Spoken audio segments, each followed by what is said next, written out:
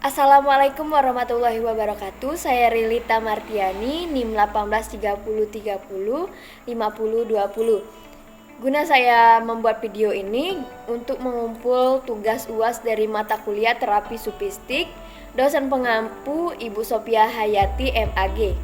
Baiklah, di sini saya akan menjelaskan materi tentang terapi supistik sebagai pengobatan bermuatan religi. Sebelumnya kita harus mengetahui dulu apa itu terapi. Terapi adalah upaya pengobatan yang ditunjukkan untuk penyembuhan kondisi psikologis.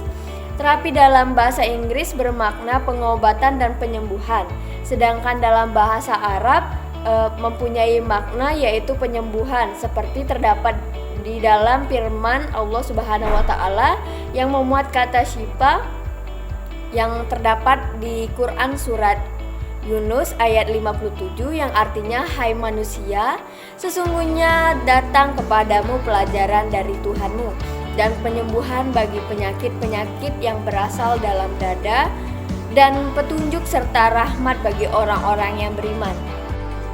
Pengertian terapi secara terminologi yang dikemukakan oleh para ahli yaitu menurut Kartini Kartono, terapi adalah metode penyembuhan dari gangguan kejiwaan. Yang selanjutnya, menurut Abdul Aziz Ahyadi, terapi adalah perawatan dengan menggunakan alat-alat psikologis terhadap permasalahan yang berasal dari kehidupan emosional, di mana seorang ahli secara sengaja menciptakan hubungan profesional dengan pasien yang bertujuan menghilangkan, mengubah, dan menurunkan gejala-gejala yang ada, meningkatkan pertumbuhan serta perkembangan kepribadian yang positif. Terapi diartikan dari dua sudut pandang.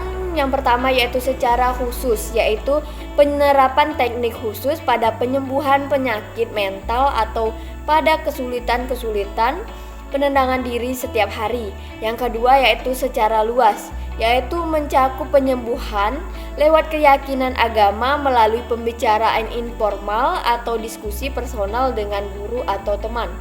Maka sudah jelas bahwa pengertian terapi adalah pengobatan alam pikir dan perawatan gangguan psikis melalui metode psikologis. Fungsi dan tujuan terapi yang dikemukakan oleh Muhammad Hamdani Bahran Az-Zaki yakni fungsi pemahaman atau understanding, yaitu memberikan pemahaman, pengertian tentang manusia dan problematikanya dalam hidup dan kehidupan serta bagaimana mencari solusi dan problematika itu secara baik, benar, dan mulia, khususnya terhadap gangguan mental, kejiwaan, spiritual, dan moral, serta problematikanya. Yang selanjutnya yaitu pengertian terapi supistik. Terapi supistik dapat dipahami sebagai proses pengobatan melalui terapi doa, terapi olah pikir atau mind healing, konseling supistik atau penyembuhan dengan menggunakan metode-metode supistik. Terapi supistik bertujuan untuk memberi solusi-solusi permasalahan manusia, terutama pada kesehatan mental karena penyakit fisik atau penyakit biologis. Sering disebabkan dari kegoncangan jiwa atau stres, dengan memasukkan aspek agama atau spiritual seperti keimanan dan ketakwaan kepada Allah Subhanahu wa taala yang diyakini dapat memulihkan kesehatan mental seseorang. Objek dari terapi supistik yang pertama yaitu mental. Mental yaitu berhubungan dengan pikiran, akal, ingatan atau proses yang berasosiasi dengan pikiran, akal, dan ingatan seperti mudah lupa, malas berpikir, tidak mampu untuk berkonsentrasi, picik, dan dapat mengambil keputusan dengan baik, dan benar. Yang kedua yaitu moral atau akhlak, yaitu keadaan yang melekat pada jiwa manusia yang melahirkan perbuatan-perbuatan dengan mudah tanpa melalui proses pemikiran, pertimbangan, atau sebagainya. Yang ketiga yaitu spiritual, yaitu yang berhubungan dengan masalah roh, semangat atau jiwa religius yang berhubungan dengan agama, keimanan, kesalahan, dan menyangkut nilai-nilai transcendental. Yang keempat yaitu fisik atau jasmania, yaitu tidak semua gangguan fisik dapat disembuhkan dengan pendekatan terapi sufistik kecuali atas izin dari Allah Subhanahu wa taala. Ada kalanya seringkali dilakukan kombinasi dengan terapi medis atau ilmu kedokteran pada umumnya.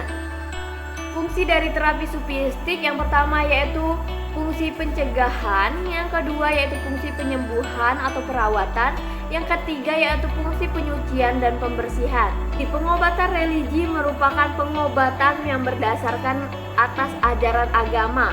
Menurut Viktor Frankl dalam Khalifah dan Lutfiyah tahun 2010, seorang logoterapi yang meyakini bahwa perjuangan untuk menemukan makna hidup adalah motivasi utama manusia untuk menjalankan kehidupannya.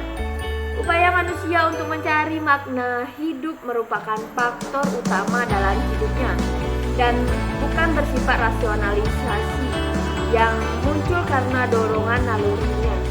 Terapi sufistik yang menggunakan pengobatan religi, menurut Muhammad Amin Syukur, bahwa zikir merupakan metode utama dalam terapi sufistik yang bertujuan untuk menyelesaikan berbagai permasalahan kesehatan.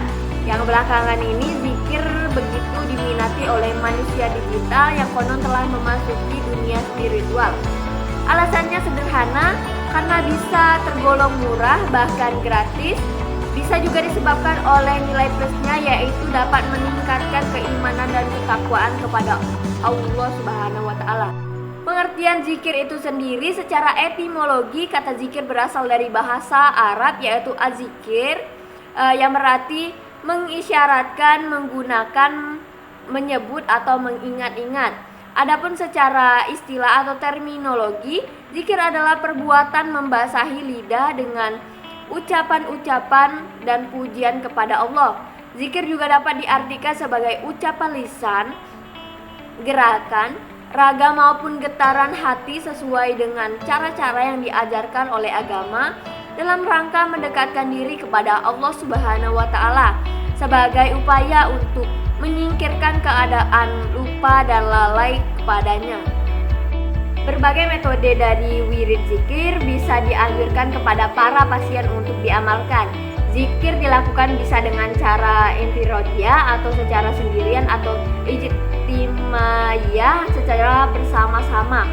Tujuan dari zikir adalah untuk menguatkan ruh, karena semua penyakit berasal dari dalam ruh yang lemah, yang dikalahkan oleh kemauan jasad dan juga hawa nafsu. Jika pasien tidak bisa berzikir secara sendirian karena bukan ahli zikir, maka para terapis mengajaknya untuk berzikir secara bersama. Yang selanjutnya yaitu jenis-jenis dari zikir. Dalam kehidupan sufi dikenal ada dua jenis zikir, yaitu yang pertama yaitu zikir lisan atau jahar. Adalah zikir dengan mengucapkan lapas-lapas tertentu baik dengan suara keras maupun dengan suara perlahan. Lapas zikir adalah ayat-ayat Al-Quran baik secara keseluruhan maupun sebagian, satu surat maupun ayat tertentu. Ada beberapa lapas zikir yang bersumber dari Al-Quran dan hadis Nabi, yaitu tahmid, tasbih, takbir, tahlil, basmalah, istighfar, dan ahwalah. Yang kedua yaitu zikir kolbu atau kahfi, yaitu zikir yang tersembunyi di dalam hati tanpa suara dan kata-kata. Zikir ini hanya memenuhi kolbu dengan kesadaran yang sangat dekat dengan Allah, seirama dengan detak jantung serta mengikuti keluar masuknya napas yang dibarengi dengan kesadaran akan kehadiran Allah. Sedangkan menurut Aid Abdul Al-Qarni tahun 2006, para ulama membagi zikir menjadi 3 kategori, yaitu yang pertama zikir dengan hati dan lisan, yang kedua zikir dengan hati tanpa lisan, dan yang ketiga zikir dengan lisan tanpa hati. Nah, itu tadi penjelasan dari materi saya, yaitu terapi sufistik sebagai pengobatan bermuatan religi. Semoga bisa bermanfaat untuk kita semua dan juga bisa diamalkan. Sekian video dari saya akhiri. Wallahul muwaffiq ila aqwamit thoriq. Wassalamualaikum warahmatullahi wabarakatuh.